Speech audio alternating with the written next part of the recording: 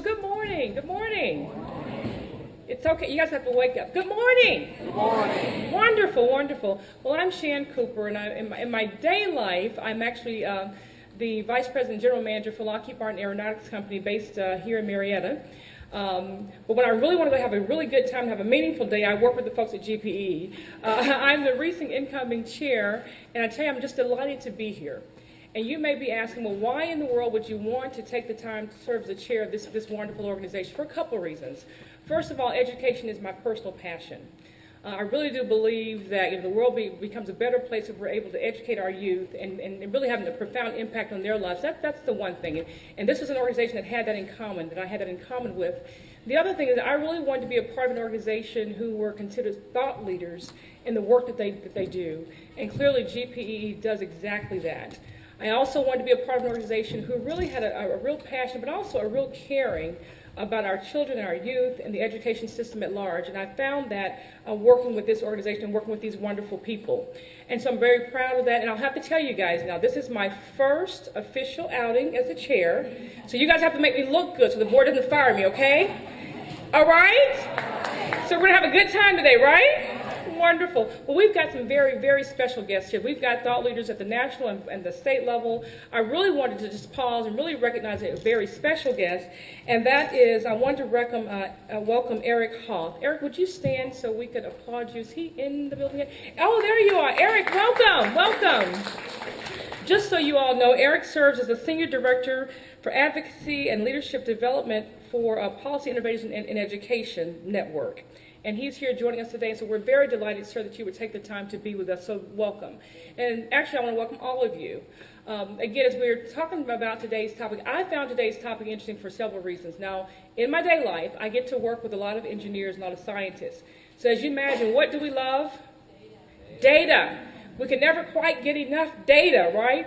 And so I'm interested in learning today and hearing from these experts and from a different perspective from the education side of the world, because again, I know that with data in my business, it's important to us. We do it for trending, we do it for decision. It's key in decision making, the work that we do. Of course, as you might imagine, building military aircraft, in many cases, lives could be at risk there. And so we take the data part of that very, very seriously. So I'm excited to be here today. I welcome all of you. I'm certain today, because remember, this is my first outing, right? You guys are going to make me look good. We're going to have great dialogue and great discussion. These panelists are here today to share their perspectives, and so I'm looking forward to engaging. I'm hoping you're looking forward to doing the same.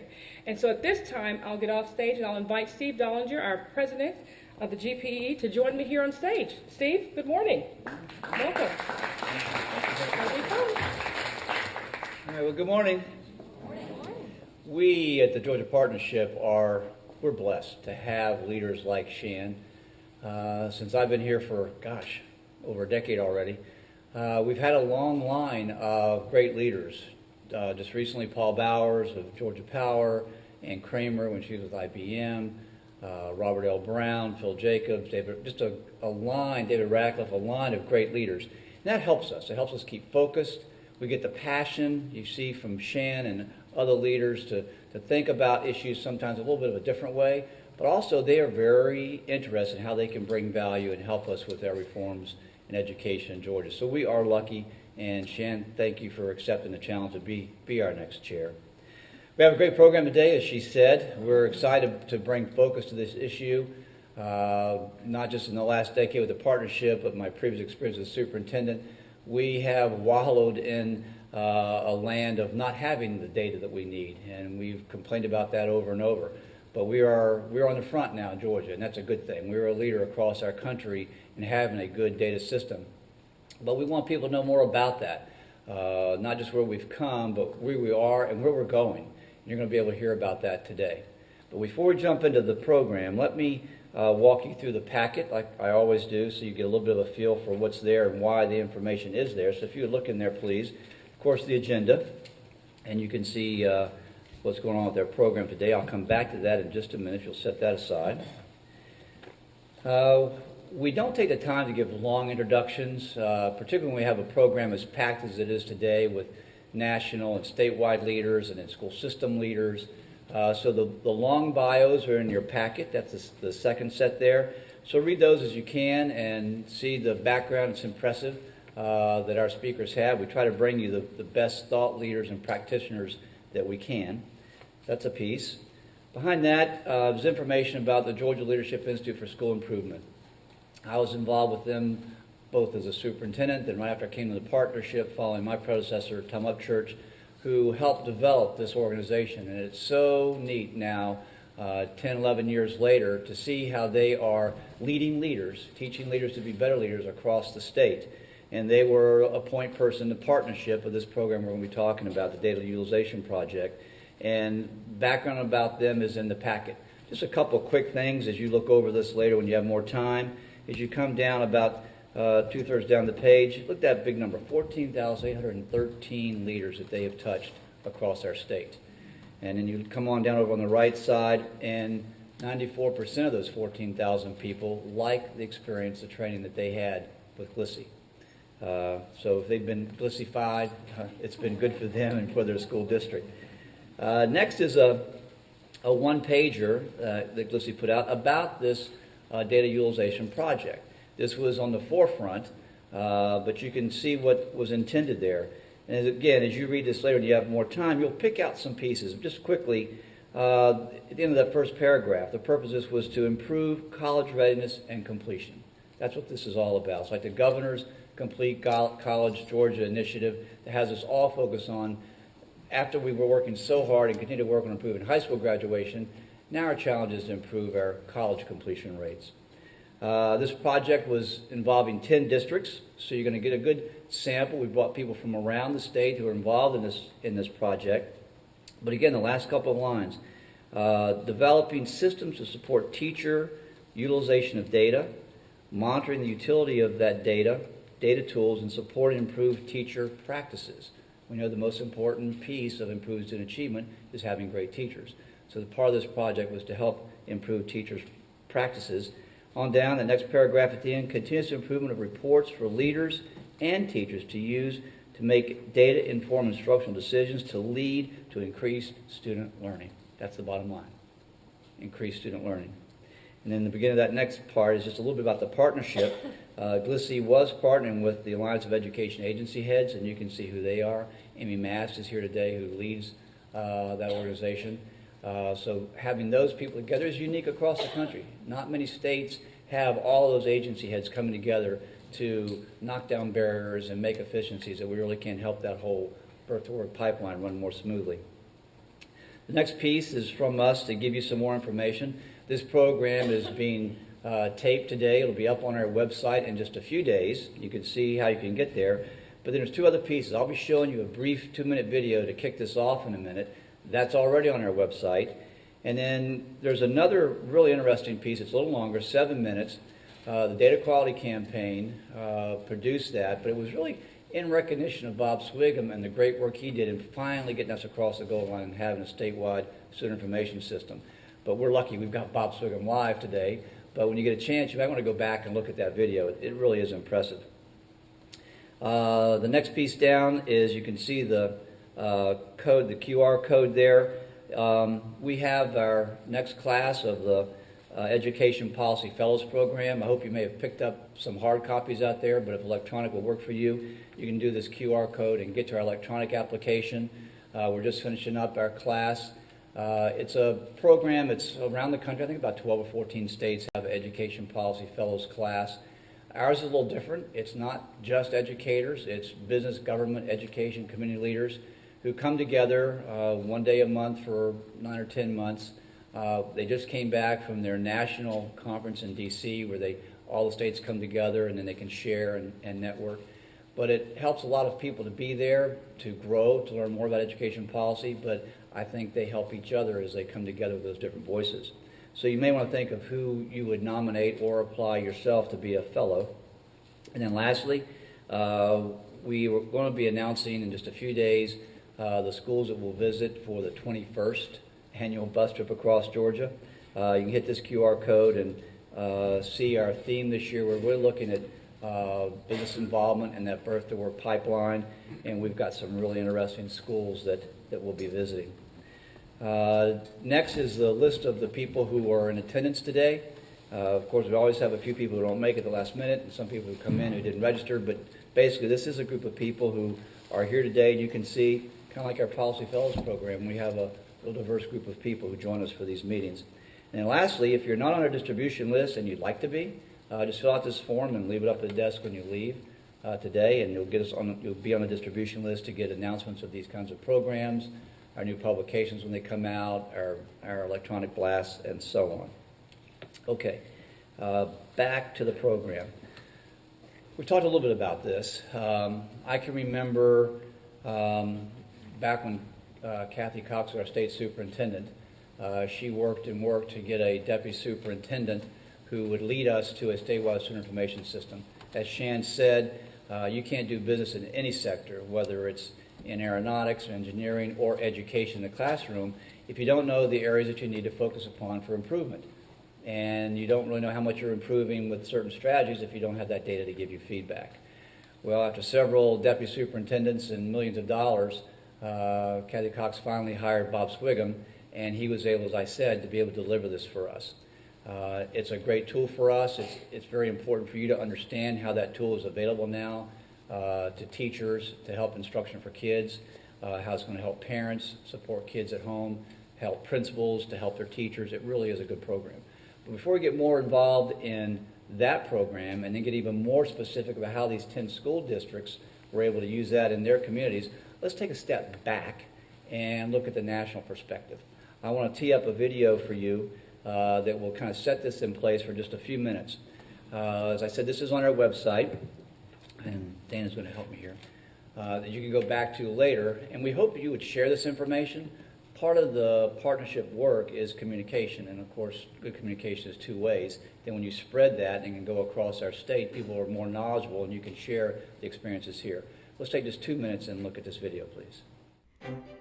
As parents, educators, policymakers, society, we all want our children to be prepared for the future. But when faced with overwhelming statistics, we wonder how it is possible. If we break that overwhelming statistic down into manageable pieces of information and data points, we can understand how to tackle the problem. Only with data can our students navigate the increasingly global and complex maze of decisions ahead and avoid becoming part of the overwhelming statistic. We all want to answer the question, how are my kids doing? What has proven to work to get my child on track for future success? Are my students learning enough in 1 year? How much does it cost to make students college and career ready? The problem is we are using an outdated paradigm where data is inaccurate, expensive to obtain, difficult to transport, and flows in only one direction, up. In nearly every other field, they use data differently. We can visit multiple doctors in multiple places and take our data with us. Businesses strategically gather data and tailor it to their specific needs to make the best use of resources and provide the best return on their investment. We rely upon law enforcement to use data to identify issues before they become serious problems, because the stakes are high and the risks are real. To answer our questions, we need a new paradigm in education, where data is in context, reliable, timely, portable, and flows in all directions. So we can tailor data to find out exactly where we are and where to go at each turn. And we can be notified instantly if we take a wrong turn. So we can all know where we stand and that our children are on the right path. Most states now have data to answer our questions and accomplish our goal. Let's use it. Because if we're not using data to determine where our children are going, what are we using? Data is power. We can't afford not to use it.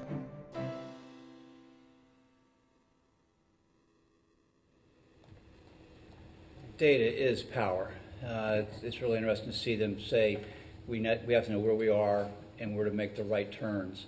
The Data Quality Campaign is a national organization that has been working in this space for a long time. In fact, their president, Amy Gadara, has been with us before and participated in critical issue forums. But we wanted Paige Kowalski to be with us today. We introduced Eric Houth a few minutes ago with the PI network, Policy Innovators Network.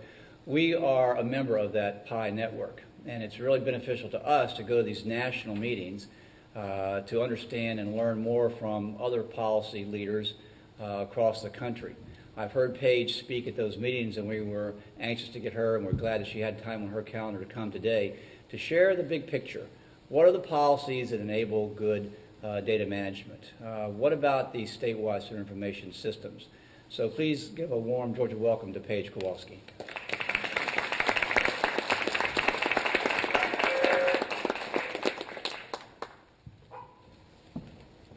Good morning. As Steve mentioned, I'm Paige Kowalski. I'm the Director of State Policy Initiatives for the Data Quality Campaign. I hope you enjoyed the video. We had a lot of fun putting that together. If you've never been involved in a process like that, I encourage you to do it. It's really a lot of fun, and you get a great product like that at the end. Since I'm in Atlanta, I will share with you that internally I refer to that as our Coke commercial. It's not going to necessarily convince you to do anything, just like a Coke commercial doesn't switch you from a Pepsi drinker to a Coke drinker, but it kind of makes you want a Coke, and you think, I think I'm going to go get a Coke. And so our hope with that is to just get you excited and remember why we're doing this, and really keep those images in your head of these kids and these parents, policymakers, thinking about what kinds of decisions do I have to make and what is the information I need so I can make the best choices.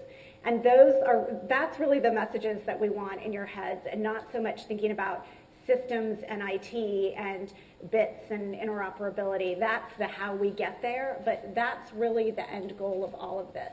And as you think about questions you have that you need to put to people, helping people understand, push folks who are doing this to help explain to you how what they're doing is getting you to these kinds of solutions. So for those of you who may not be familiar with DQC, we are a nonpartisan, nonprofit state policy organization in Washington, D.C. We've been around about 8 years. I've been with DQC about 4.5 years. And really our work is to support effective data use at all levels in education.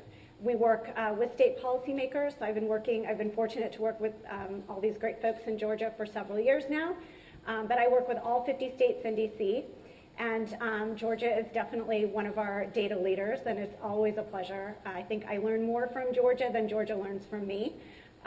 So it's wonderful to be here and connect with you all on this topic. So as the video alluded to, we do use data in all other sectors. It's new for education. And where you may be thinking about how we've used data in the past, and to some degree currently in education, it's mostly been for compliance, right? Schools submit data to districts, who send it up to the state, who send it to the feds. We do it because we have to. There's a law that says to do it. It doesn't really get used, and therefore the quality isn't very good. We started to move past that. We started to use it for accountability. We talk about that as the hammer, right? You're getting punished with it. It made people afraid of it and wary of it. Their guard goes up when we talk about data. We've gotten better with accountability, as now we're at least looking at growth and not proficiency. So with these statewide longitudinal data systems, we're able to do more analytically and get more sophisticated measures. But where we really want to go is using information for continuous improvement, using data as a flashlight in addition to a hammer, and really being able to shine the light on current practices and understand what are we doing well and where do we need to improve, what's working, how do we do this effectively, at a reasonable cost, how do we do it efficiently, how do we help folks make decisions. So what does this start to look like? We talk a lot about this linking data over time and across sectors, and having information on each child as they move through our education and workforce pipeline. And a lot of folks say, well, really, what is the value of doing that? We have a whole series of policy questions. We have a lot on our website. I see more on state websites. I think you all just released some, your CCRPI, and that really gets at a lot of these policy questions and the indicators that go along with them. But there's so many questions that we can't answer. And these are sort of framed from the state perspective, but you can take a variation of this question and roll it down to district superintendents, to parents, to teachers. There's a version of these questions at every level. Some require student-level individual data.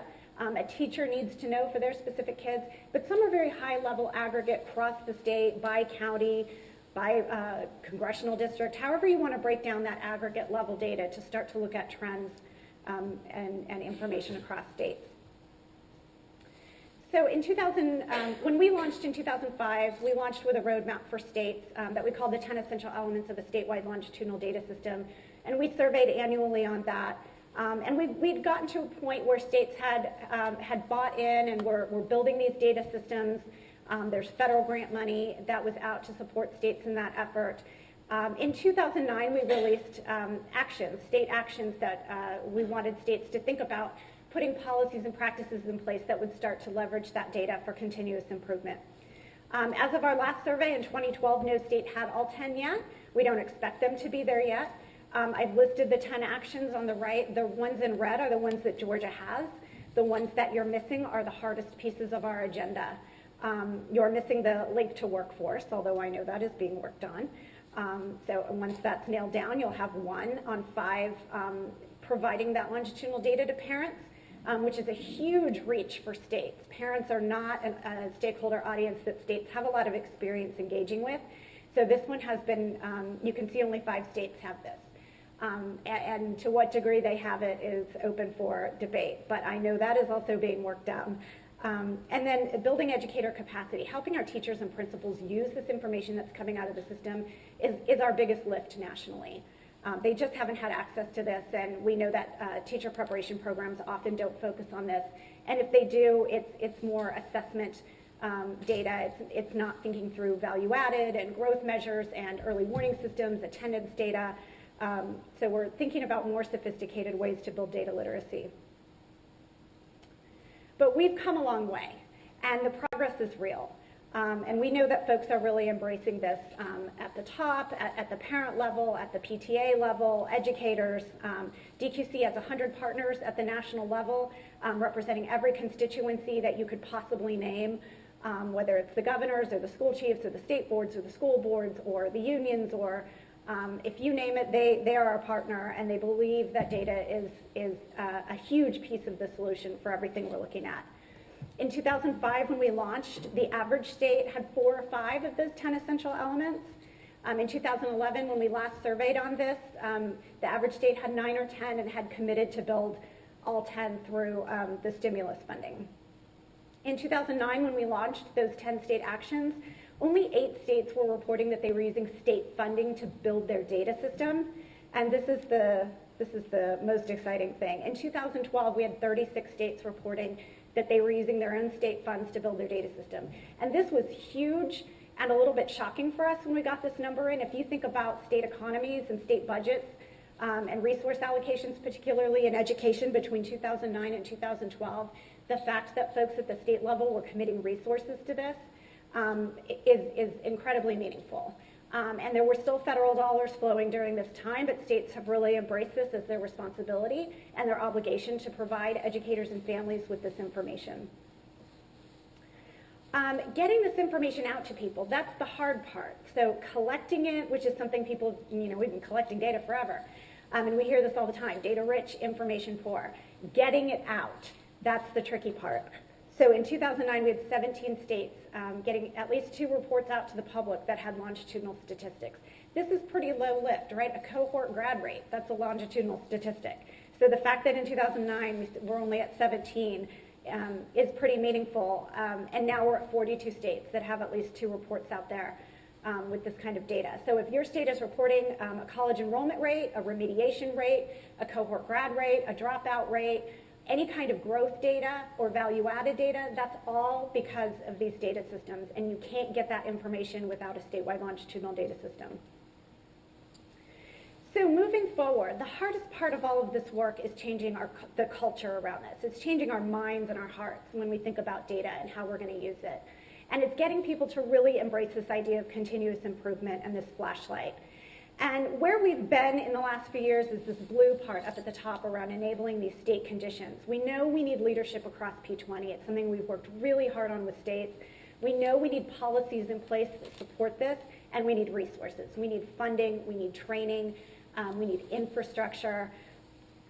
But we're starting to focus on this green bar now, the local conditions, the things that when I've gone out over the last 7 years and talked about these state systems, what I always hear coming back is, principals aren't supporting teachers' decision-making with data, or teachers don't have the skills or the time in the day. School boards aren't making decisions based on the data. I hear a lot of stuff coming at us from the local level. They don't have the technological infrastructure, the bandwidth, whatever it is.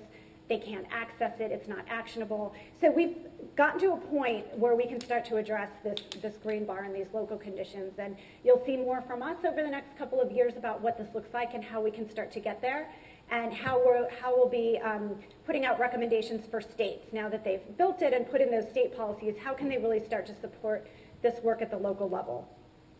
But in between the two, thinking about how are you going to provide services to your districts through this, and how are you going to get feedback back from them. Again, something that Georgia has done really well, and we've learned a lot from the state of Georgia on these 2 white arrows. It's absolutely critical to getting the work right.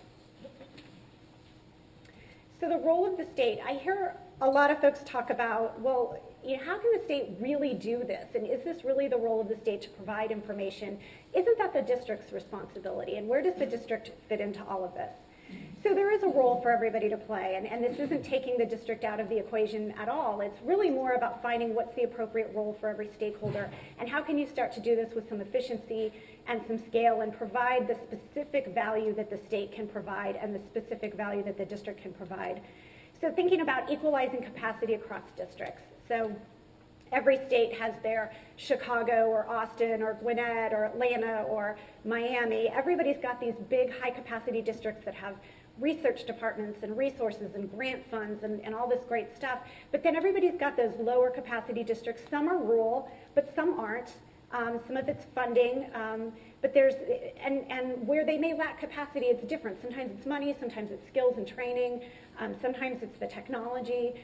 It's different, but the state can help equalize that and start to play that role of, if it is funding, how do we help you? But if it's technology, then how do we help you over here? So realizing that districts are different and have different needs. Providing those resources and that benchmarking, the analytics, for having the state do one growth model rather than having the 300 districts in a state do their own growth model. That's just not efficient, and it's not comparable across districts. So getting to some examples, and I picked Georgia first from one of Bob's slides, and he's going to show you all kinds of great stuff.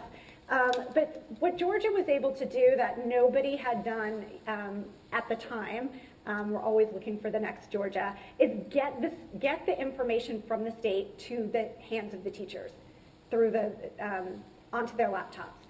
And for a teacher to walk in the beginning of the school year and pull up their school roster and see longitudinal academic data on all of their kids from day one, that's huge. And if you take a look at the video that Steve referenced earlier, there's a lot of different stakeholders in that video talking about this system and the value it's provided. And it's really something quite revolutionary in how it was done, and it's provided a model for many other states. And I hear a lot of people from different states saying, I want the Georgia Tunnel, I want to do what Bob did, I want what Georgia has.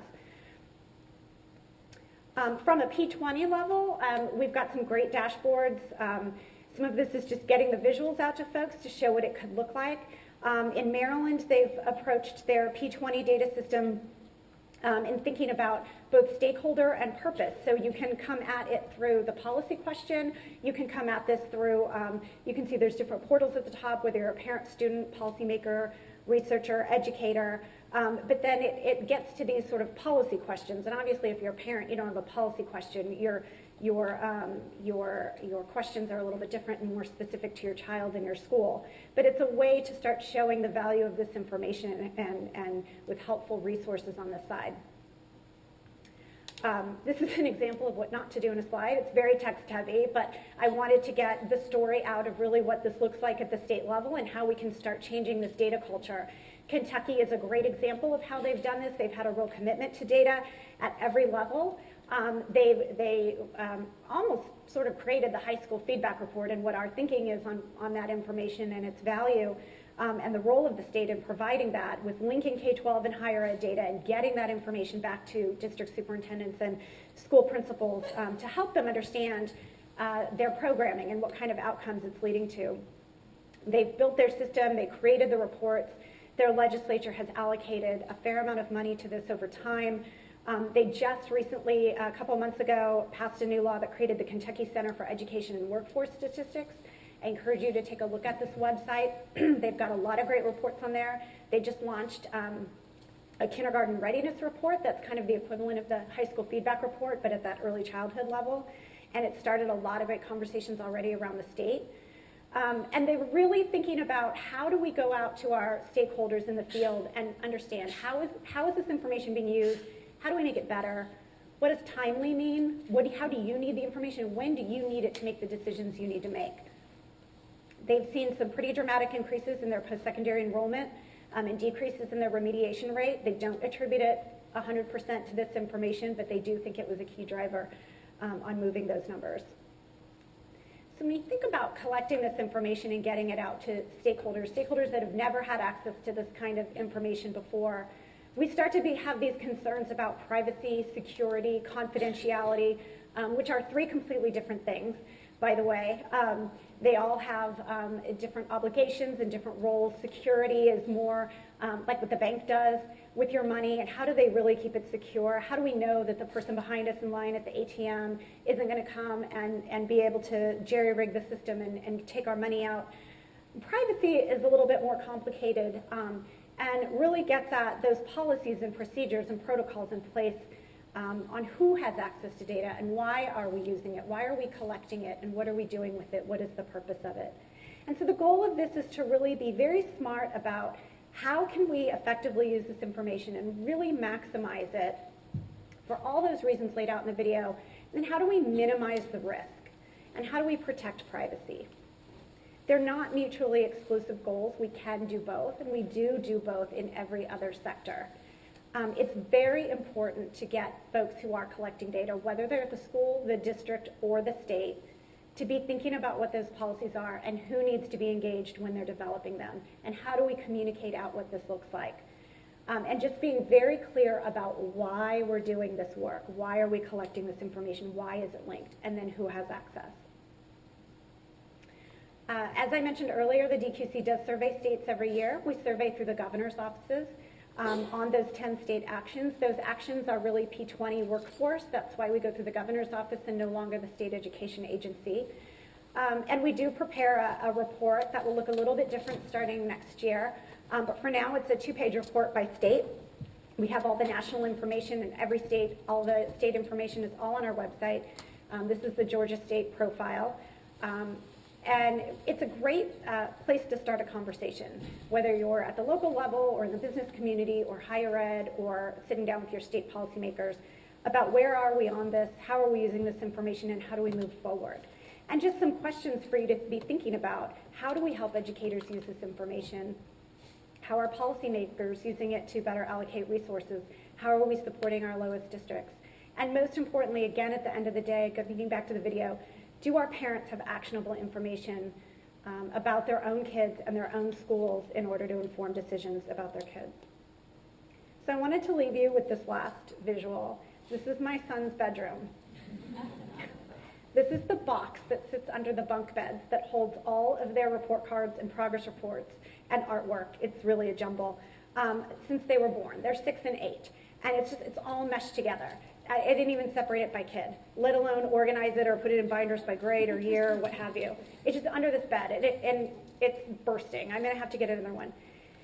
And yes, they have a Star Wars themed room, so I didn't even make the bed before I took the picture. But this is where I keep their data. And it's not really helping me do anything for them as it is. It's not electronic. Again, it's not even organized, let alone electronic. It's not linked longitudinally. There's no context. I don't know how any other kids in any other schools are doing when I look in this box. And I guarantee you there will never be any predictive analytics or growth placed on top of this because I don't have a clue how to do this. I cannot look in this box and know if I'm making the right decisions for my kids. I can't look in this box and know if they're going to be successful when they move to middle school, if they're prepared to take AP courses, or our high school is transitioning to IB. I don't know if they're ready for that. I don't know if they're prepared to major successfully in a STEM major in college. But we have this information, And I know that Amazon is really good at telling me what books I'm probably going to like, and they're kind of right a lot.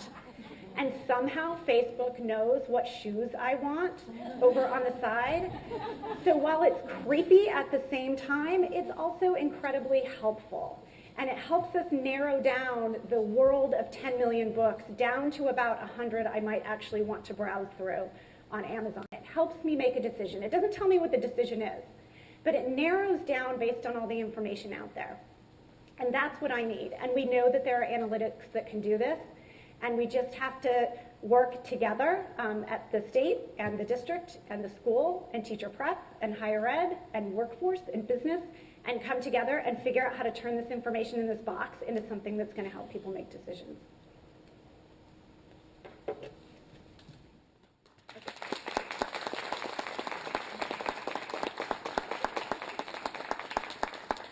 Wow, Paige, thank you. That's a great setup for us to look at the national picture, and then at the end there, breaking it down home, real close to home.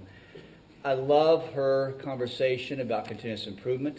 GLSSI is in that work day to day, helping superintendents and principals and teacher leaders for continuous improvement. In fact, it really is powerful when we visit schools on our bus trip every year, and we can go into classrooms and see 3 or 4 teachers at a grade level huddled together with their laptops, talking about student data, how their kids are performing, which teachers perhaps had a better strategy to teach a certain topic than others, and they're sharing that information. That's powerful. As Paige says, though, it's continuous improvement. So how can we have those leaders at each of those levels get better at that? But it's also continuous improvement about processes. And she mentioned we've got 7 of 10 of their criteria. We don't have that workforce pipeline piece, and we know how helpful that will be. You hear us talk all the time about birth to work pipeline. But the Metro Chamber and the Georgia Chamber are assisting in that area, and they like to have that piece completed all the way through also. And she mentioned we also don't have that parent link.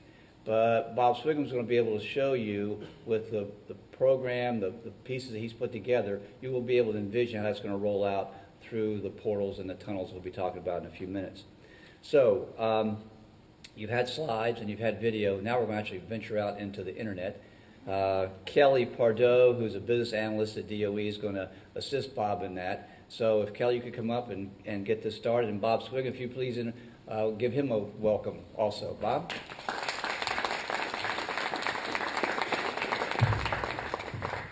Good morning.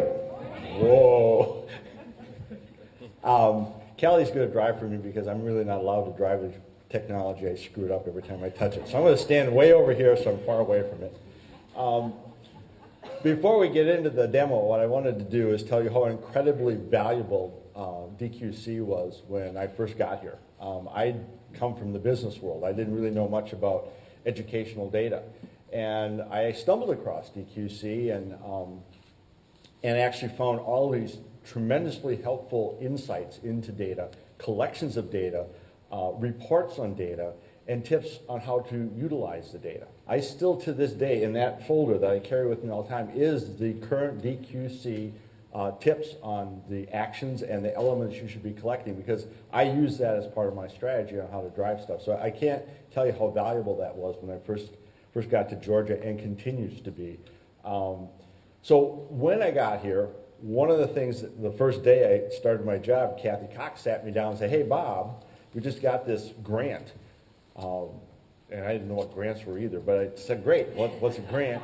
"Well, it's $9 million to build a longitudinal data system." I said, "Great, $9 million, but I didn't even have to put a business case together for that. They're just going to give me that, and I have to build this system." And then, "What's a longitudinal data system, Kathy?" And she said, "Well, it's this big system where we have all this data on all these kids, and you can find their longitudinal history." I said, "Well, that sounds really interesting." So we started going about building that thing, and that was a little more challenging than what I thought it was going to be. But we got it built because we went out to the districts and we said, "Well, what do you want?" And I always remember they wrote me what I called the 11-page epistle.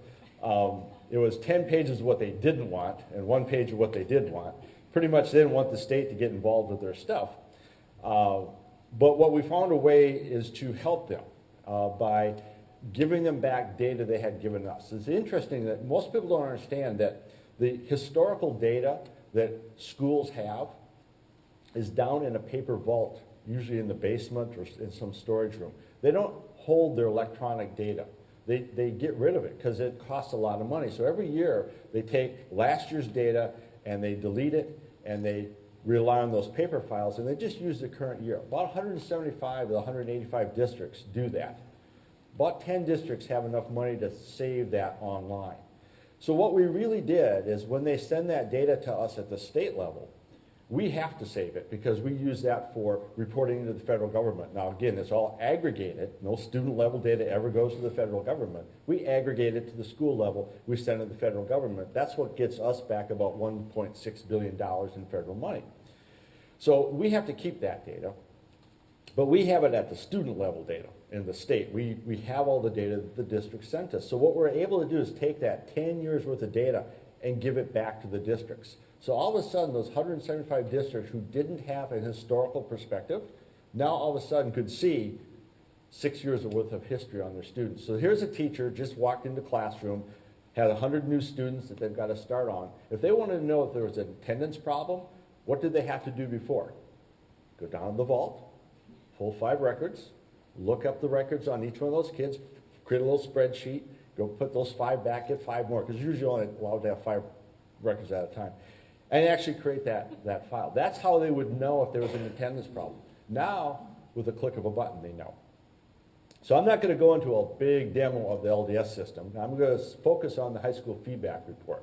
Because even though we've got the LDS system built, the focus of today is on the high school feedback report. So what we're going to do is just show you a little snippet of how LDS provides that avenue for them to get into. So Kelly, what we're going to do is we're going to go into we're going to emulate a school. Okay, so Kelly, if you want to just go into pick Infinite Campus and pick, what are you going to pick, Sand Creek? Okay, so this is us, and we're just going to do the district dashboard. So this is how we emulate things. This is all demo. It's real data, all obfuscated, which means it's all different names. But it is real data. This is what a principal would log into Infinite Campus, their local student information system. This is what they would see. This is where they have their current information, their bus schedule, cafeteria, meal plans, grade books. That's where this stuff is. It's how they run their school. It's their operating system. We've added that little button at the top right there called State Longitudinal Data System. Notice we don't do a lot of branding. We don't want it to look like a state system. That was one of the 11-page epistles. That was one of the things they didn't want us to do. So they click on that button right there, and this, now you just went through the tunnel. You notice there's no IDs, there's no passwords, and when you get to the other side of the tunnel, which we're waiting for, apparently there's traffic jam in the tunnel, waiting for SLDS, okay. So when it goes through the tunnel, is it thinking? It's thinking. When it goes through the tunnel, it comes up on the other side in the state system. And when it's in the state system, it's going to look just like the system they just left. Remember, it was Dundee School District? What is it over on the state side? Dundee School District. It's really the state, but what we do is we copy the local header information off their local operating system and we paste it on the state system. That way, the people who use the system don't feel like they've left someplace else. They sure didn't have to use an ID and a password, so they're in the same place. It's just another button that they click on. So this is a principle, and I'm not going to go through, this is how you do all the differentiation. Paige showed you one of our slides. It takes about 2 hours to do a real demo of the LDS system because there's tons of features in it. All different ways to differentiate, find solutions, hand them off to kids, monitor the kids as they do the solutions. That's all in the LDS system. But I'm not going to go into all that today. I'm going to just focus on one piece of the LDS system. So we're going to go down to the high school feedback report, which is under the historical dashboard. Now this is a school principal. That's who has access to the high school feedback report. And what you're going to see basically are 4 charts. This is to help principals understand what happened to my graduates. Did they need remediation? Are they being successful? Is the curriculum that I put in place working for those kids who are leaving? So right off the bat, you can look at that first pie chart. Just scroll down, Kelly, and we have 4 charts. Each one of these charts are drillable. So I'm going to go through each one of these charts.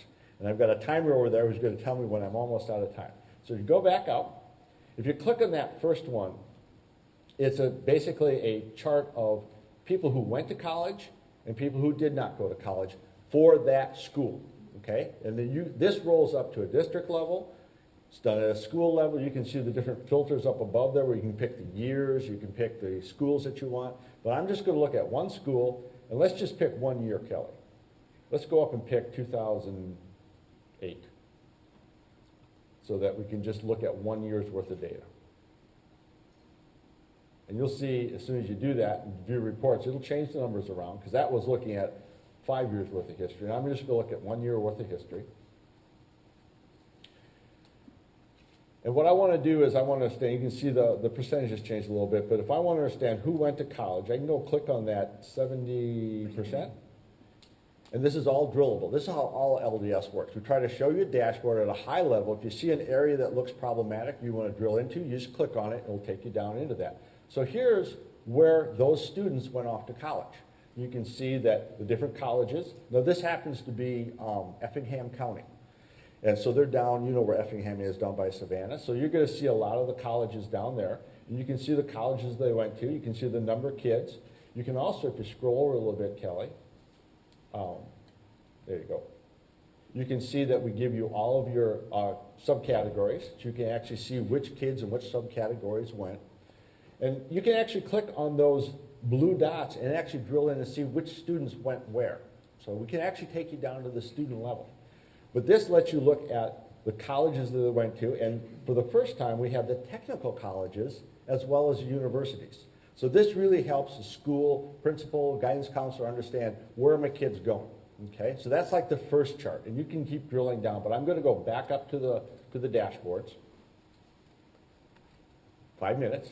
Okay, I'm going to go to the next one, and I'm going to say, okay, so there is a breakdown of that 70% who went to technical colleges, who went to USG, and that's going to give you a similar type of report, a little bit more detail. If you go down, Kelly, this next one is going to show you kids who basically went to the different colleges, but go ahead and click on, say, the 143, Kelly.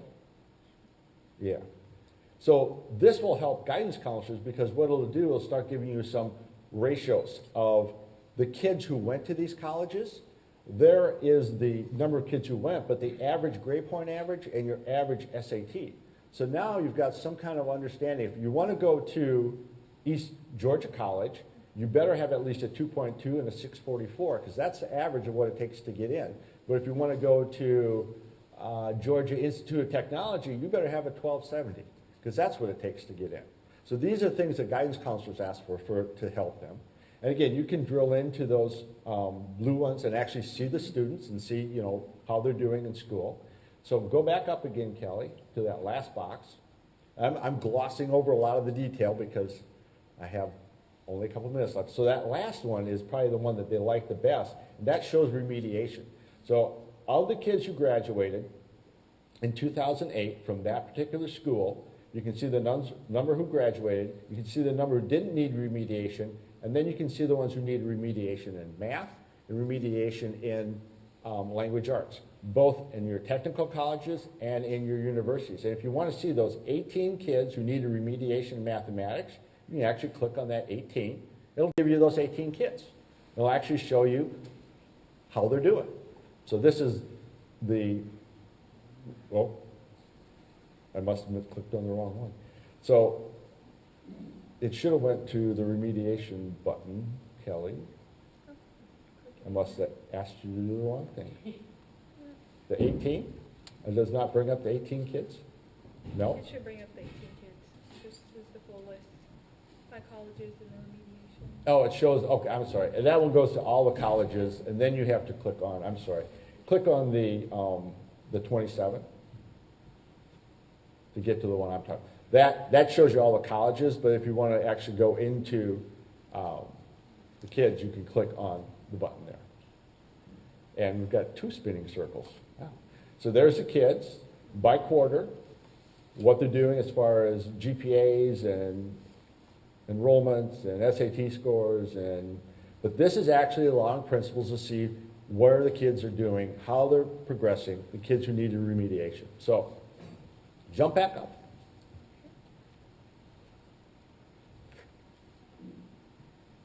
And Scroll back to the top. And keep on going up. And then you go as high as you go. And all this stuff, I just want to point out that little disc right there, for downloading. If you want to export any of this information into your own computer and work with it yourself, you can do that. You can export it into the different file formats, or you can print it out.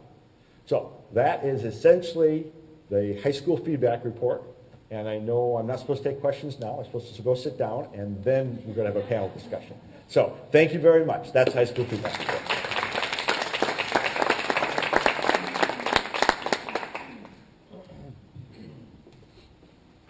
Thank you, Bob.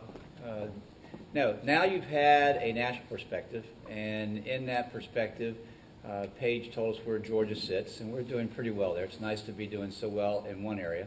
It's also the area that gives me heart that I really believe Georgia is poised to leap over some other states soon and really improve a lot of our student performance pieces, our indicators. Then Bob gave you the state perspective, and you can see how that's going to be working. You can just kind of envision how this is going to be great for parents when we finally can get it down to that level that I could click on for my children, well now for my grandchildren, and see where they are messing up in algebra, and then go directly to some strategies that I could be using at home to help my grandkids with that particular topic in algebra. So it's going to be a powerful tool for us. But let's go back now to this high school data utilization project. So what? How did they use this in these 10 school districts? Well, I'm going to ask Marianne Sharon to come up now. She's the Chief Program Officer for GLSSI. You've heard us talk about that over and over. Marianne was a point person for this project, and there were a lot of people we could have invited to be on the panel because there were a lot of good people who were out there hustling. But you can see just with the people here, you can read their bios in more detail, but we purposely brought you 4 different voices of this project so they can talk during the panel. And think about the Q&A piece. It's going to be coming up in a few minutes, so you can ask them some follow-up questions, and then we'll invite Paige and Bob back up to the panel after they've finished the panel pieces, so you can even ask them some questions. So with that, Dr. Marianne Sharon.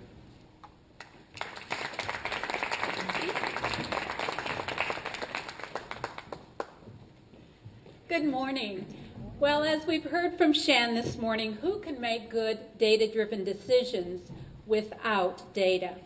In keeping with our topic, the data-driven decisions dynamic and daunting, the Data Utilization Project pioneered the use of post-secondary data in the state of Georgia in Georgia's K-12 system for the purpose of improving instructional practices that prepare our students for college and career success. I'm not going to read off the list of names who were part of our project. I do want to recognize that today we have 3 of our pilot districts represented on our panel. We have Atlanta Public Schools, we have Gwinnett County Public Schools, and we also have Morgan County Public Schools. And I'd also like to just recognize Dr. Ralph Bennett, our superintendent from Morgan County Schools. He has been with us the entire 3 years. He started as a high school principal and is now the superintendent and has been behind this project the whole time. Thank you, Dr. Bennett. We also have some wonderful guests with us as well who have been with us throughout the project.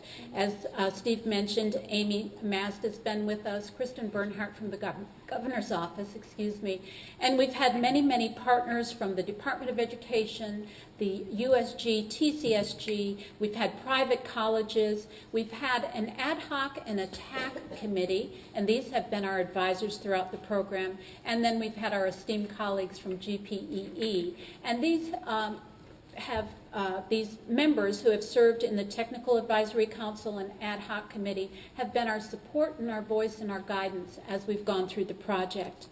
Now you ask, why the Data Utilization Project? The data are startling. If you start with 100 students in Georgia, 67 graduate from high school. Of those 67, 11 graduate from a 4-year college in 4 years, and 4 graduate from a 2-year college in 2 years. This was not what we wanted for our state. And so, with the help of the Alliance of Education Agency heads, Amy Mast, and the wonderful support of the Bill and Melinda Gates Foundation, GLSSI partook in the Data Utilization Project to engage professional learning communities to identify data, to improve access to college and career data, and to use these information for district and school improvements. In the newly published Harvard Education Press series book titled From Data to Action, A Community Approach to Improving Youth Outcomes, we learned that successful collaborative data processes must include the following 5 components. We must have data that we have an advocacy, we've had to have an advocacy for this data. We have to have ownership of this data. We have to have the significant data. We have to have sharing and analysis, and we have to have a process that moves the work beyond the basics to rigorous. And in this process, we did all of those 5 elements, and you're going to hear that from our panel today. Our esteemed panel will discuss how the Data Utilization Project effectively addressed each of these 5 elements through the high school feedback reports that Bob has just demonstrated to improve the college and career success of our 10 pilot districts. It is my honor to introduce our esteemed panel for today. With us we have Ruby Sullivan, the Director of Research and Evaluation at Atlanta Public Schools. With us we have Andy Parson, Assistant Commissioner for the Technical College System of Georgia. We have Eric Parker with us today, Principal of Shiloh High School, Gwinnett County Public Schools. And we have Brian Cook, Head Counselor of Morgan County High School, Morgan County Schools. So I'm going to come over and join our panelists, and we're going to begin with some questions.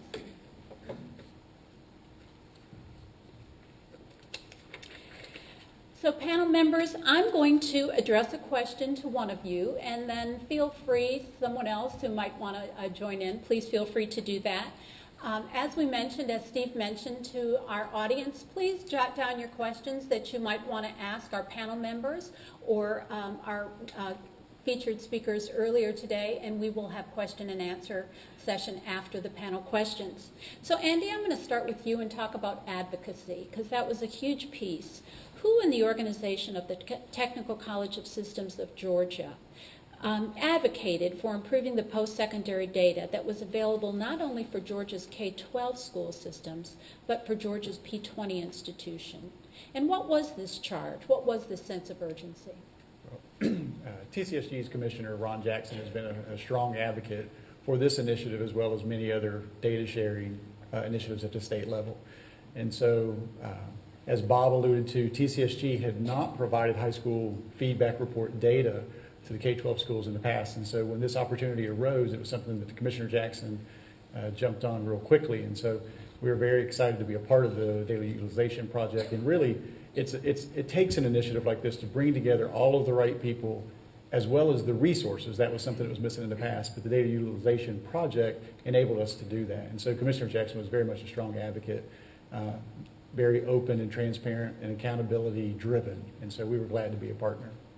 And Andy, it was so wonderful that Mr. Jackson came and gave us our charge at our very first meeting. That was really special. Right. Ruby, from the school system level, who gave you the charge and who was the advocate in Atlanta Public Schools?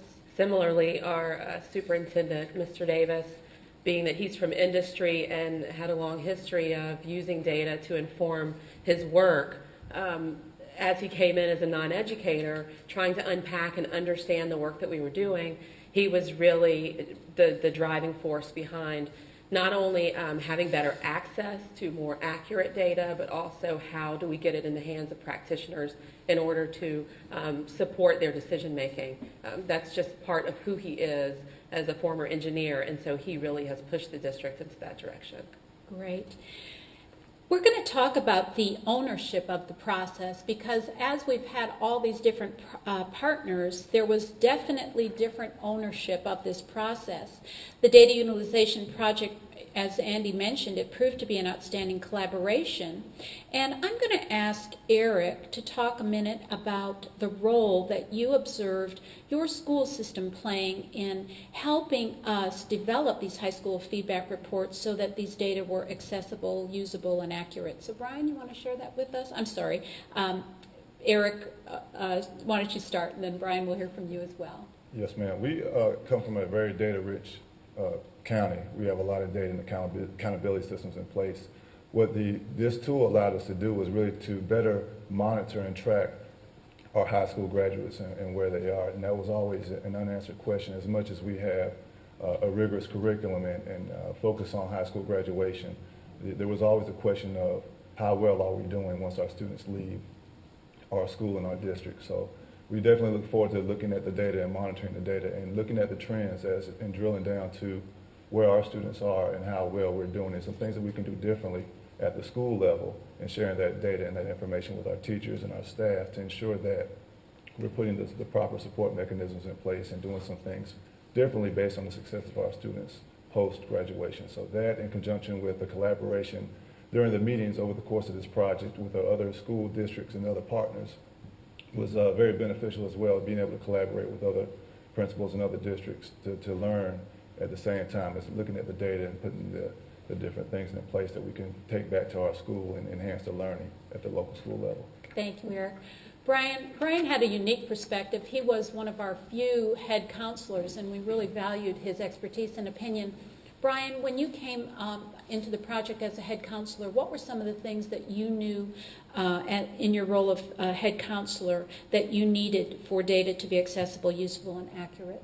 Well, I think the image that stands out from the video this morning is the large file going into the file cabinet and no one really knowing where it was, and when you needed that information you'd probably go look for it, but you really didn't know what you were looking for. So given that everything is immediate in our society right now, it's almost imperative that we have immediate information when we need it. And so for a high school teacher who has well over 100 students in his or her classroom in a given day, when she needs information or he needs information, they need to be able to get it without finding that secret file in the vault. And so that's an important piece from the classroom perspective. From a school perspective, from the leadership side, we need to be able to know the successes of our students beyond just the 12th grade. And if we are having some students leave us and we don't know what happens to them, we're not able to build our school goals because we don't really know the success in college and career. I think it's really about being able to get to real-time data and interactive discussions with Bob throughout this project. We were able to tell him this is the kind of information we need. We need broad categories, graphs, tables, and such, but we also need to pinpoint particular students when we need to. And in a system Morgan size with just 3,000 students, we mainly have students that go K through 12 in our system. And so given the relationship over 13 years with those students, we need to be able to know year to year how well they're doing and then be able to track how well they're doing when they leave us. On the flip side, for students who do move into our district, we have immediate access to their history, and we don't need to make 20 copies and pass it around to all their teachers. Teachers and administrators and counselors can get to that data when they need it and the data they need. Great. So the school systems really provided Bob helpful data and played an important role in that. Andy, from the technical college system and the university system of Georgia, talk about the role that you played, because we never had TCSG data, ever. That's right, and something else that's never happened is, as the TCSG data gatekeeper, I've never met with high school districts before. And so really meeting over the course of these 3 years and hearing directly from them of what their challenges were and the kinds of data that we have that might be helpful for them to make informed decisions. So over the course of that time, the technical college system as well as the university system really listened for those first couple of years, and then we heard what the needs were, and we worked closely, of course, with the Department of Ed and Bob's team to identify the data elements, to securely transmit the data elements, to do data matching and all of those kinds of things, and provide the data back to the department, who then in turn, of course, provides it back to the district. So for us, it was great to be able to, again, to sit and listen with the districts and hear what their needs were directly, instead of us usually at the system levels, trying to work together without really having a lot of district input. So it was very beneficial from that perspective. It was a beautiful partnership. Yep. And Ruby, you served on our technical advisory council, actually as one of our technical advisor ad hoc committee members. Can you tell us a little bit about the role that you played in the project? Absolutely. So one of our struggles, I think this is true in all districts, it's certainly true for us, is trying to make the data palatable and consumable for our practitioners. I was a teacher, and when I was in the classroom, data for us consisted of being surrounded by this whole series of personal record folders all around us and handwriting everything.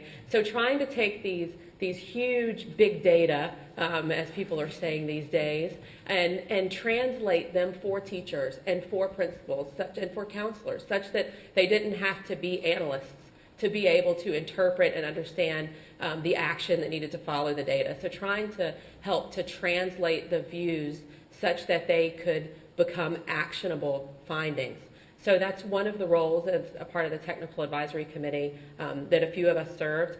We were also able to forge relationships with other research departments across the state. We talk often about the walls of classrooms needing to be broken down. I would argue that the walls of schools need to be broken down. And one step further that this project helped us with, the walls of the school districts. So we've been able to, we're no longer the lonely research department within our districts, to have conversations across districts.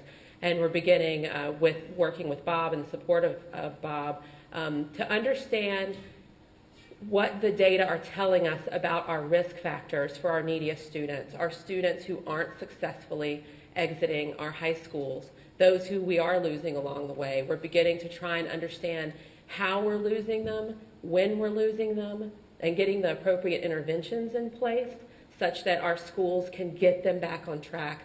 One example of that is we now understand that students who are in their first year of 9th grade who fail both math and English are 9 times more likely to be a dropout.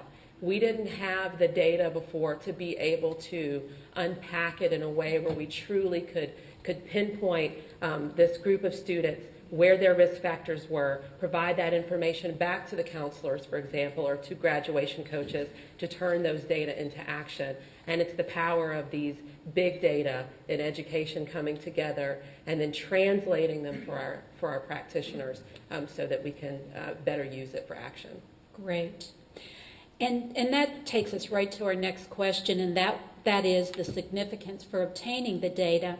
Brian, I'm going to ask you to begin. So building on what Ruby just shared with us, why were the high school feedback report data that Bob eventually, through all of this partnership that we were able to develop, how were they important to Morgan County High School's work for increasing college and career success for your students? Give us some specifics. Sure. Well, I think 2 points.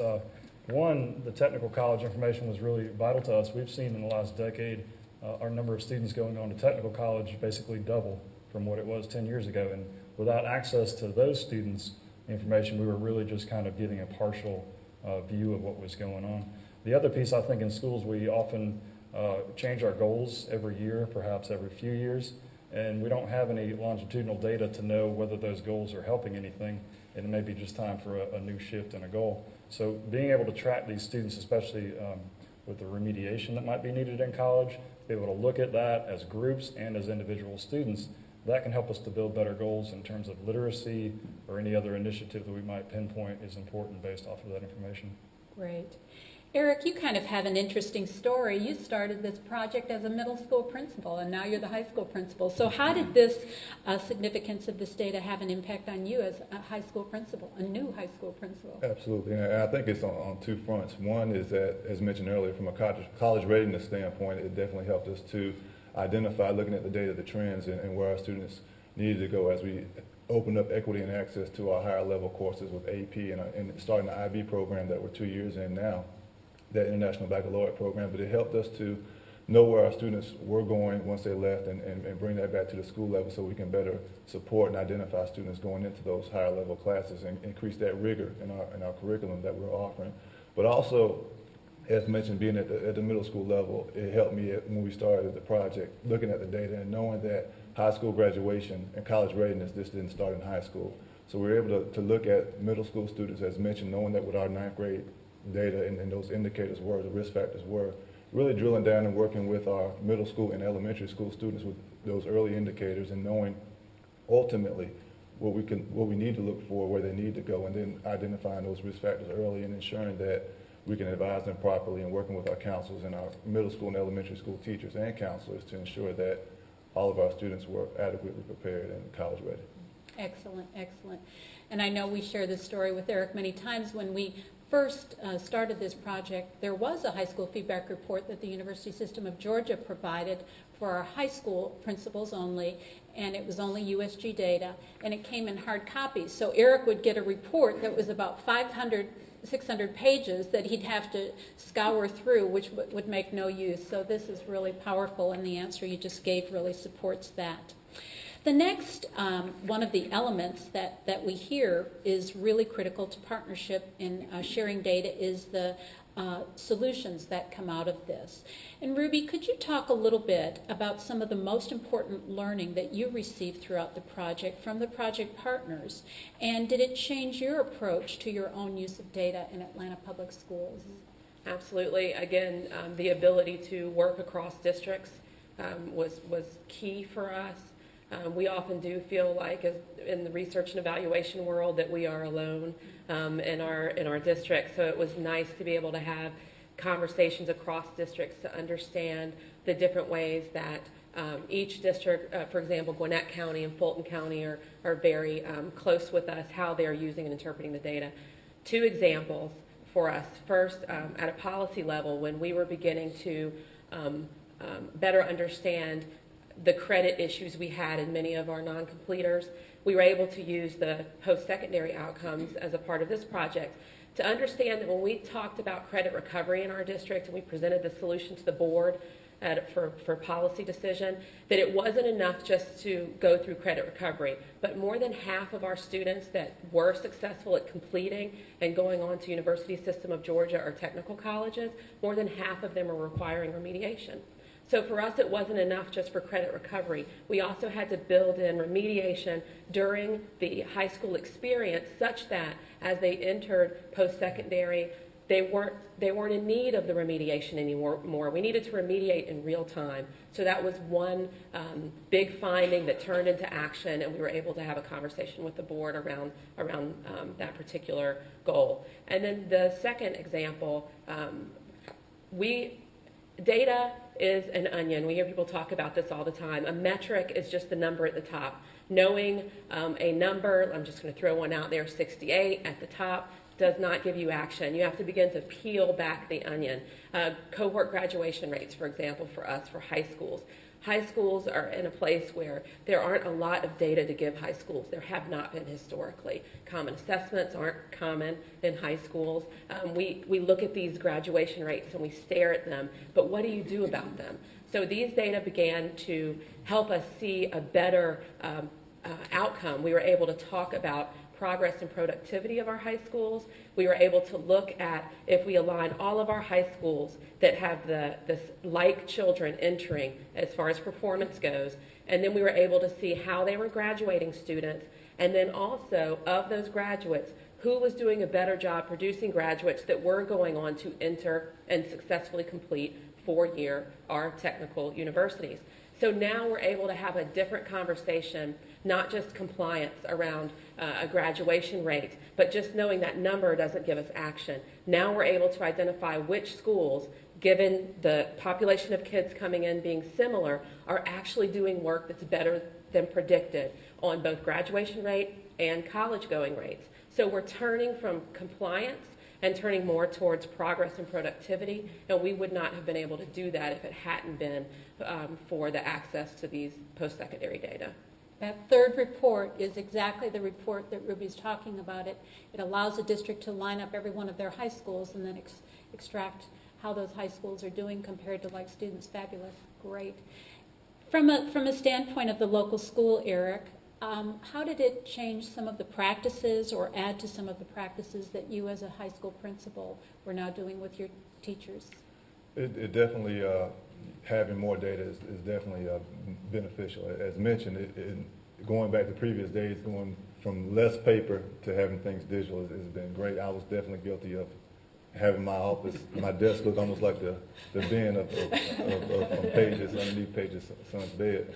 But definitely being able to click and drill down and identify trends and looking at where students are based on, again, focusing maybe on those core content areas of math particularly, but then being able to share with teachers and extract that data and share with teachers where our students are and make some of the changes from a professional development standpoint, from looking at our school goals and aligning those with what the data tells us we need to be doing, and ensuring that we're putting some interventions and support in place for our students to ensure that they're college ready. I think that's probably been the biggest pushes that we're able to, based on those trends in the data, be able to identify some things that we can do differently from a professional development standpoint, but also from an intervention student support standpoint to ensure that our students are successful and we're able to with some of the questions that the data raised, that we're able to answer those more effectively at the school level.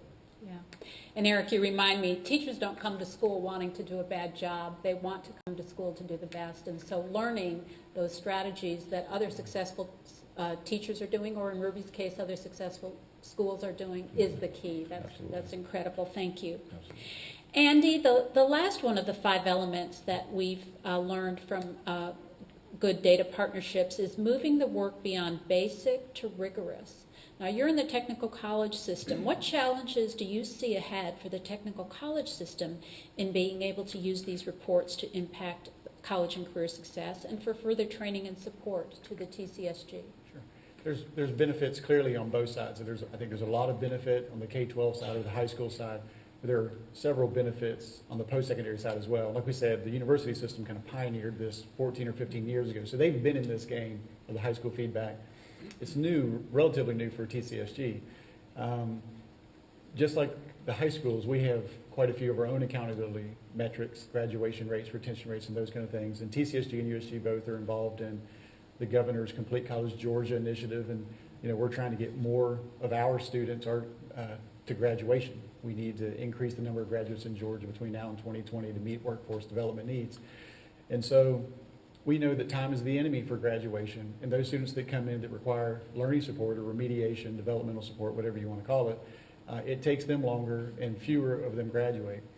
And so by providing this information back to the high schools for them to be able to make informed decisions about the curriculum and coaching of students, hopefully it brings to the post-secondary side, TCSG and USG, a more prepared student that doesn't require learning support. You can go immediately into college level courses that in turn will likely graduate much quicker. And so it's a cycle. We think that's one of the biggest benefits, is just that communication that has started now, that'll be ongoing. We'll spread it from these 10 districts to the rest of the districts. I know over the next few years it'll be a challenge to kind of roll this out statewide, to kind of scale it, but it's something that we have a vested interest in. We want a higher quality student for us to produce a higher quality graduate. And so it's very beneficial from that perspective. Great. Well, you've heard about the partnership that really came about as the result of this data utilization project. I'm going to invite Paige and Bob to come back to the stage, and I'm going to ask them to join us up here for some questions, and let's get some chairs for them.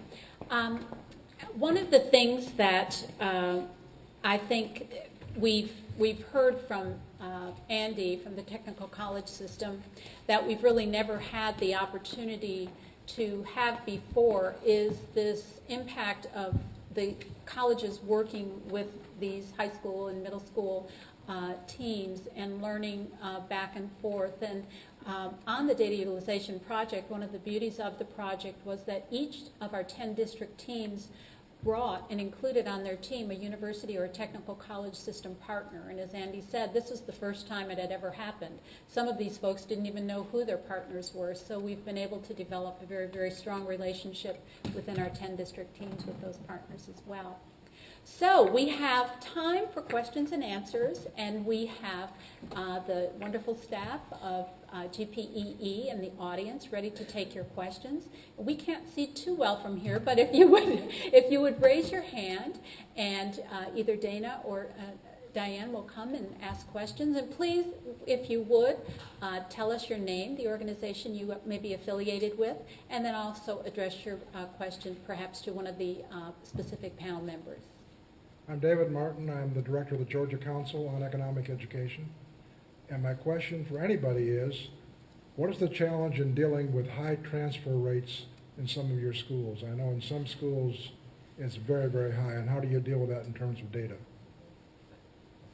I'm happy to answer that question. As a school district that serves a highly mobile population, one of the most exciting things about the SLDS that Bob talked about earlier is that now once students become ours in Atlanta Public Schools, we can dig back and see their histories as long as they were in another district in the state of Georgia. We can see grades, attendance, behavior, going all the way back if they transferred to us from Clayton County, if they came to us from another district. Previously, we would have to wait for that paper file to come in. If they had an individual education plan, if they were a special needs student, now we are able to see immediately what services they were receiving upon arrival and what courses they had successfully completed. We didn't have access to that before. So as a representative of a highly mobile district, that has been critical for us because the lag time from the entry of a student, it could mean a loss of up to 2, 3, 4 weeks of instruction sometimes waiting for the records to come into our district. And our mobility, we have a 30% mobility rate in Atlanta Public Schools. Half of those students are coming to us from other districts. The other half are mobile within district. And even our within district transfer of records is not as clean as it should be. And it's getting better. The more able our practitioners are to access systems like these and to use the data, the better able they are to not lose instructional time during that transfer. Hi, I'm Patty Flum with Communities in Schools, and it's our belief that particularly in schools and school districts that have high volumes of highly at-risk students, we shouldn't be expecting the schools to handle everything by themselves, and that there are many other community organizations and groups that can either supplement what the school has a capacity to do or add additional things out of school time. Is there a plan in this wonderful data system to allow other stakeholders who are working with these kids trying to make a difference to get to the data? Well, what we're working with right now is United Way and all of their partner agencies to give them actually this student level data de-identified. Right? So I'm going to say that again. It basically, if let's say you have an after school program and you want to prove the value of that after school program, but I can't give you student level data that's identifiable. So what I'm doing is I'm going in and I'm taking off the names and the identifiable information, but if you have more than 10 kids, which is the group of unidentifiable size, I can then give you back that information. So if you can send me, here are the 400 kids I have in an after school program, I will then give you that data on those 400 kids. You won't know who has what, but you'll actually be able to take a look and say, okay, these kids are performing at this level. And then I can also give you the state level data, averages for all of that. So if you want to see where your kids are performing compared to the state or another school, we're working with United Way right now, and I think 27 other partner agencies to put that in place. So they will have access to the longitudinal history, de-identified, not where you can tell it's a student. Hi, I'm Val Romani, an entrepreneur and consultant who's always looking for great STEM skills. This is a super initiative, and Ruby and Paige, I know you both talked about over time using this data, for predictive purposes to be able to do real analytics on it. I was wondering how much there's any kind of a standard across states so that you'll over time be able to benefit, from best practices in another state and equally share what we're doing here. I recognize that, this is all about making Georgia special, but if there are things that we can learn from other states, is that something that's a part of your plan? So I think you just opened the Common Core can of worms. What Common Core, and more importantly, what the assessment score, which is at the end of the day, the value in that is that assessment score. That's what makes it actionable. That's what gives us the evidence of learning, but also some direction to understand where to go next. If that becomes common across states, we can start having that conversation about what's working.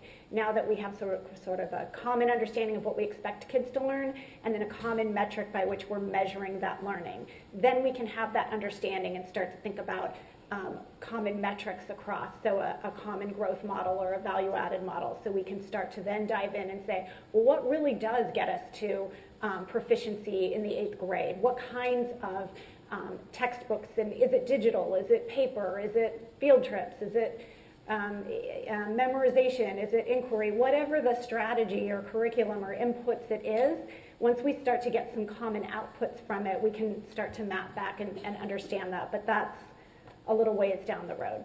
And I add to that as well that from the analytics perspective and some of the common questions maybe that districts and state agencies are asking across the country, the Harvard Strategic Data Project out of their policy school, I believe, there are a couple of districts in Atlanta, districts all across the nation, districts in Georgia, I should say, including Atlanta. We've just partnered with them, and so we will be joining a team of data leaders, if you will, from across the nation who are beginning to try and really apply rigorous and sophisticated analytics beyond what we've been able to do in the past. Now that we have access to these data, it's the so what, now what? Like, we have it, but what are we going to do about it, and how do we turn it into action? So that is another group, if you will, that I know pulls from people all across the country who are also trying to use these data in better ways for action.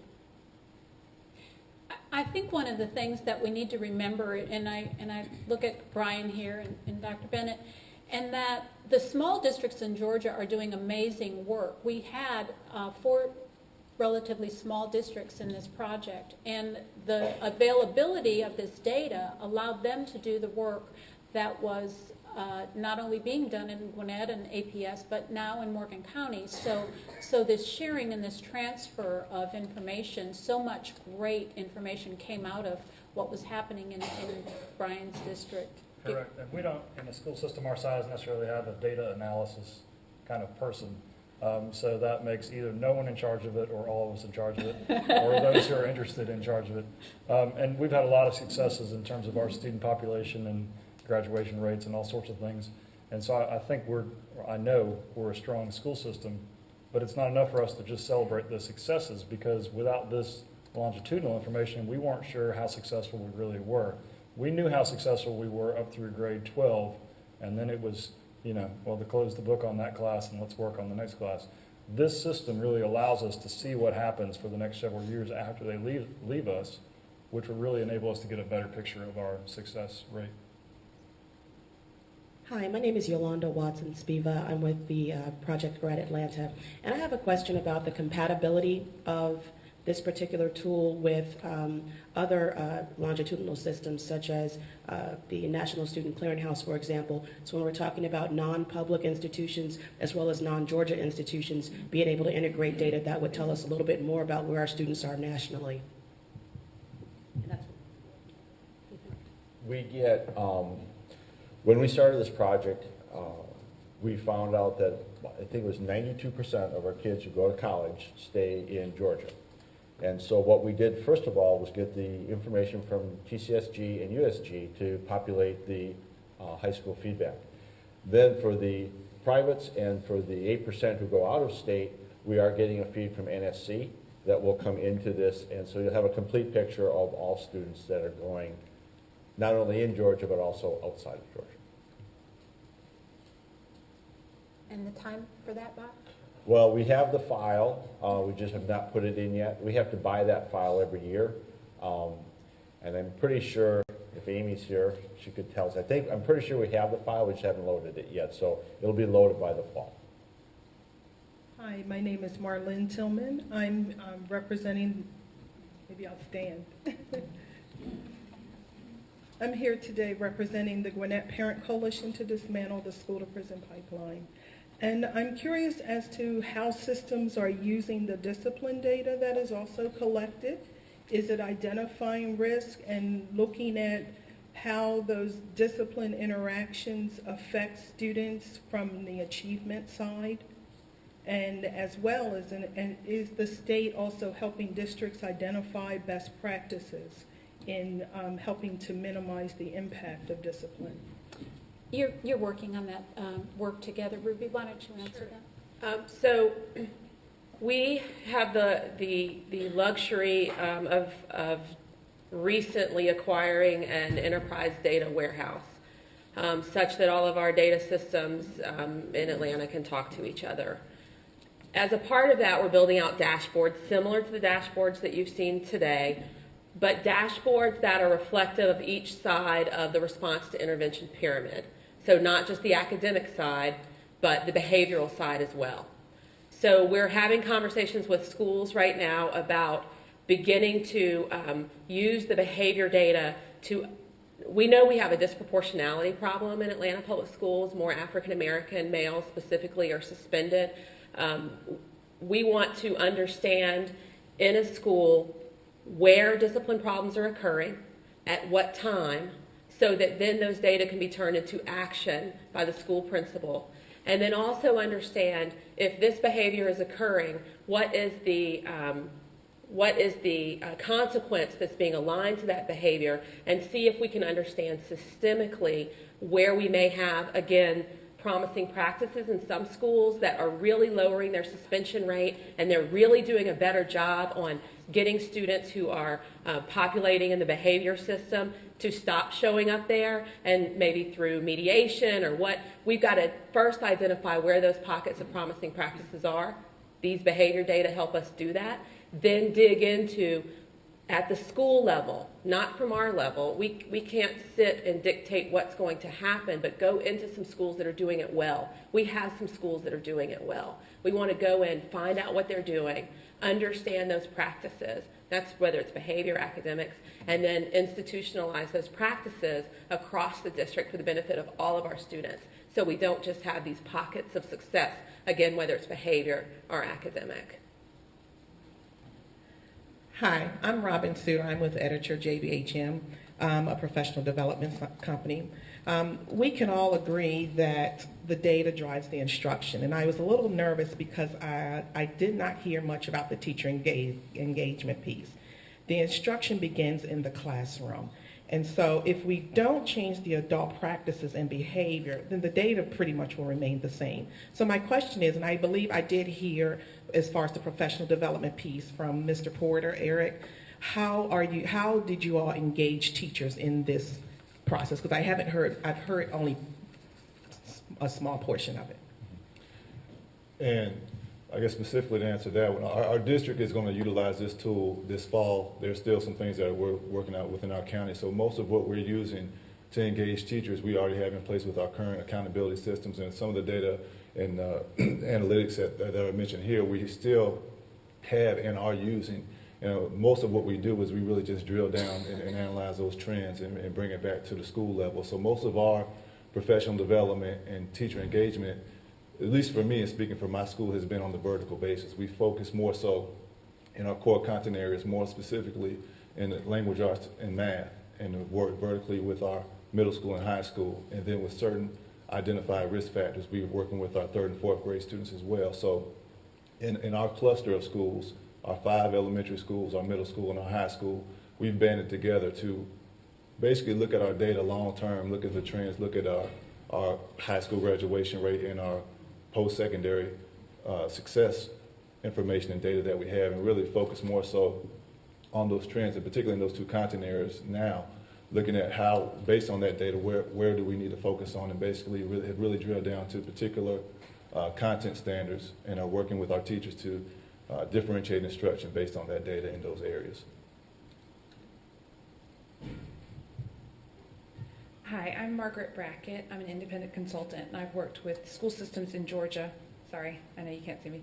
I've worked with school systems in Georgia for a number of years, and to follow up on that question a little bit, what I have seen over the years is, of course, the data that's available is very important, but where the rubber sort of meets the road is in the nitty-gritty, and how in the individual school their business practices or just the way they conduct business, the way they teach, the way they meet together, whether it's their grade level team or their professional learning community, how they use data can make all the difference. So what support or training or recommendations are being offered from the national and state level to help the districts in Georgia, and hopefully everywhere in the country, know what works? I mean, if you have this wonderful dashboard available, Does it work best if you have a monthly meeting and all the teachers work together to apply the data, to where they look at the trends? What do they do with the trends? I mean, what are the successful business practices in a school setting, and not just organizational structure and business practices, but also staffing models that show the most success in using data to drive instruction? What support are y'all offering from the national and state level to change that and make that best at schools? I can start. So this year, the concept of data literacy and how folks are using data at the local level has always been a significant piece of our agenda. That's why we've talked to states about building the system and getting the data, but then getting it out. And to be honest, most folks haven't really been able to focus on that piece of it yet. We sense that they're ready to have that conversation. There are more dashboards. You're starting to see things like what Bob showed you in more and more states, and folks are getting the sense that this is an issue. It starts in teacher preparation. It goes all the way through professional development, and you're right, we haven't really identified what this is supposed to look like yet. We hear a lot of stories of where it looks bad. We haven't really heard a lot of good stories of what it should look like, what does good look like, what does it mean to use data effectively to drive instruction or make any other kind of school or district-based decision. And part of that's a cart and horse. We just haven't had early warning systems and high school feedback reports and formative assessment data and tied to standards and resources. We haven't had all that information easily accessible to be able to really dive in.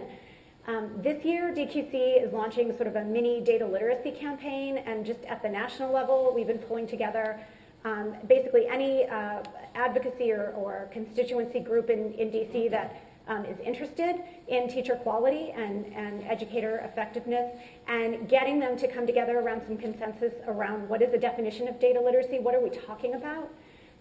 This is more than just assessment literacy. This is bigger and broader. It's being able to communicate data to parents. It's being able to communicate it with your peers, work together to identify strategies.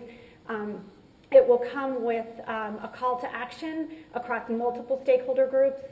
So we have AASA in the room for school superintendents and school boards, and the National Board for Professional Teacher, I can never say it, MBPTS, Professional Teacher Standards. So all those folks just sort of come to some agreement, AACTE for colleges of ed, of how do we start building this? How do we start identifying what does good look like? What's the framework for that? What are the characteristics of good data use? And what are the appropriate steps and incentives the feds can take to start to incentivize states to do this? How can states work better with districts? How can the colleges of education and other teacher prep programs step up, ensure that everybody has the skills they need and that they understand where the resources are, and start to do some more storytelling, on our part of where do we see this happening, and what does good look like? You're right, there's not a lot out there. And we've got a few minutes left. Bob, would you like to share something that's Well, I'll just follow up on what we're doing in Georgia to answer your question. So I'm having Kelly go into one of our teachers. This is how we would try to engage a teacher and help them with some of the stuff. Now, remember, we're a delivery engine, all right? So I still rely on everybody else to provide the content, but this is how we deliver things. So we're going into a teacher, and I think we picked, same one?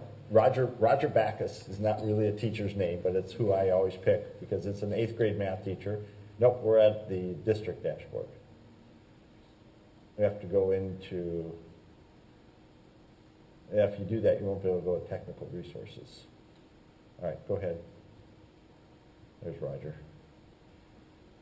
That's a principal being able to go in and emulate a teacher. But what we do is we use a couple different things. First thing, this whole set of tools that we're developing right now, which, can you bring up the slide, personalized learning? This right here, everything we talked about this morning is that longitudinal data.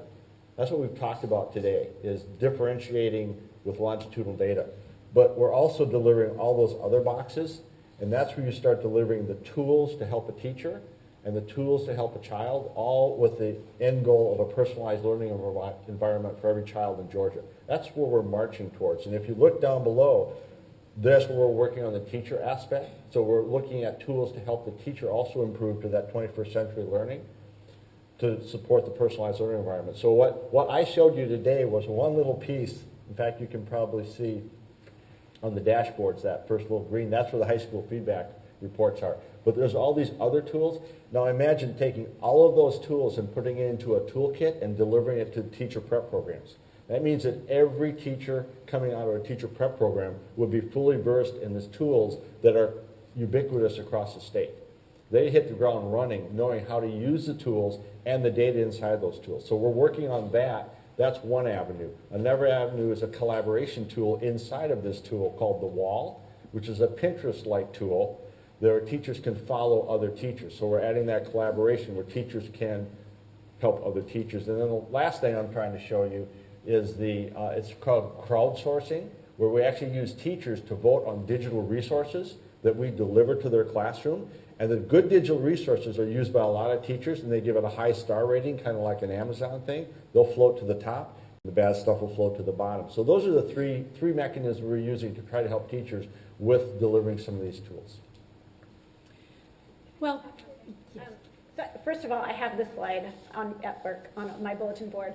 But just the little electronic backpack that's hanging off there, I just want to address a couple of the comments that were made earlier. I don't know 100% what Bob's vision for the backpack is, but I would encourage you to read. There's a digital backpack paper out by a group called Digital Learning Now, and a lot of states are picking up on that idea. I know also Boston Public Schools.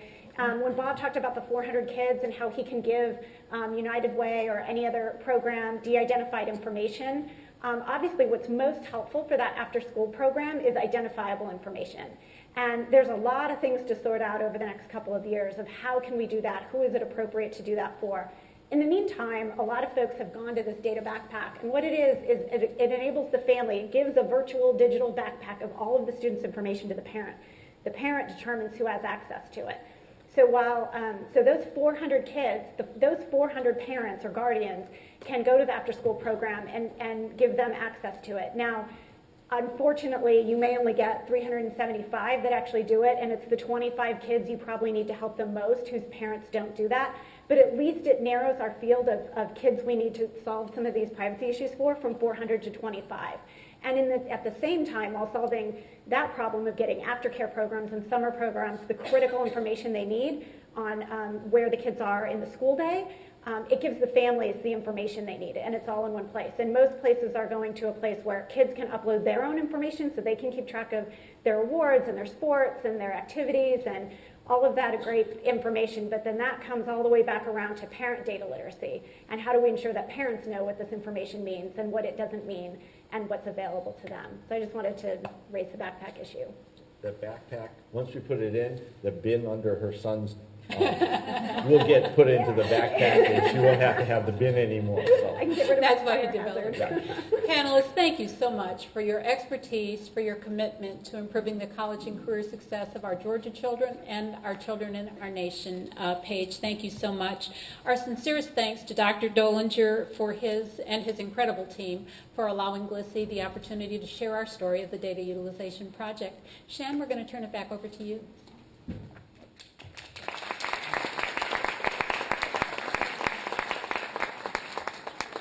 Fantastic. Thank you all again. Marion, let me add my thanks to you, Bob, Brian, Ruby, Eric, Andy, Paige. Thank you very, very much. I took lots of notes. My takeaway from that, I'm going to take back with me, I like to think about things in slogans. Data is power. And that's what I'm going to take away today. And not just any data. But Ruby, I love your comment about consumable data. And so thank you for the education this afternoon. Again, you guys have been wonderful. And I love the collaboration because I'm convinced it's going to take all of us, including industry, to address the issues around education. So thank you all again. Have a wonderful afternoon. Thank you all for being here. You guys were great. I get to keep my job as chairperson. Thank you. Thank you.